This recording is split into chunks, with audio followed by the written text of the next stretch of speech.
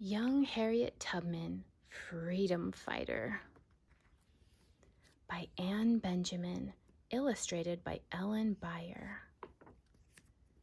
Harriet Ross Tubman was born a slave, but she spent her whole life fighting for freedom.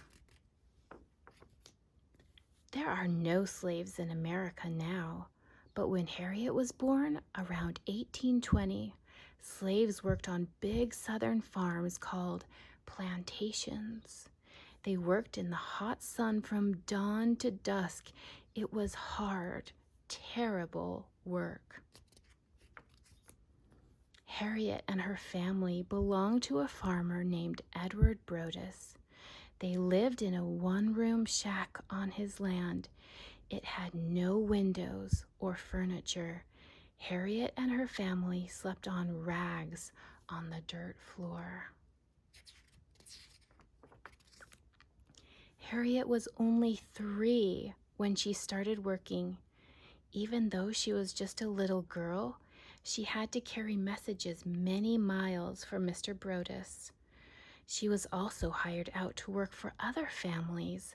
Sometimes they were very cruel to her. When she was 9 years old, Harriet cleaned houses and took care of babies. It was hard work for a little girl. Harriet did not complain. She did not want Mr. Brodess to sell her to another master. 2 of her sisters had been sold already. After dark, the slaves got together to talk about freedom. They told stories about Moses, the man who led his people out of slavery, and they spoke about the Underground Railroad, which took slaves to freedom in the North. The Underground Railroad was not really a train. It was a group of people, both blacks and whites, who felt slavery was wrong. Some people hid slaves in their homes. Others led slaves from one station or house to the next. Harriet loved to listen to these stories. One day, she promised herself she would take the Underground Railroad to freedom. But Harriet almost didn't get her chance. At the age of 15, she was in a store when a slave and his master ran in. The master told his slave to get back to work. The slave refused. His master was so angry, he threw a heavy iron weight at him, but the weight hit Harriet in the head instead.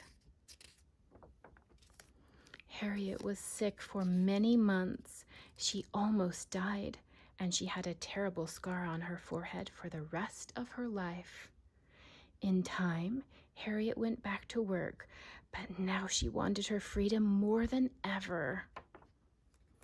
Finally, in 1849, Harriet heard that Mr. Brodess was going to sell many of his slaves. She knew the time had come to run away. During the day, Harriet hid in people's houses. She knew Mr. Brodess was looking for her. At night, she walked for miles through the woods to get to the next station on the Underground Railroad.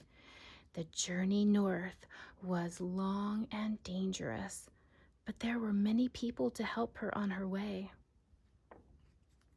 At last, Harriet reached Pennsylvania. There was no slavery there. Harriet was free. Harriet could not forget that her family was still in slavery. She went back and brought them to freedom too. But there were many more people who needed her help. Harriet helped over 300 slaves escape on the Underground Railroad. The slaves called her Moses. They loved this brave woman very much. The slave owners hated her. They offered a $40,000 reward for Harriet's capture, but Harriet was never caught. During the Civil War, Harriet worked as a spy for the Northern Army. She helped many more slaves escape to freedom. After slavery ended, Harriet kept on helping people. She spoke out for women's rights. She started schools for Black children and homes for poor Black families. When Harriet died at 93, she was given a military funeral. It was a great honor for the woman who had fought so hard for freedom.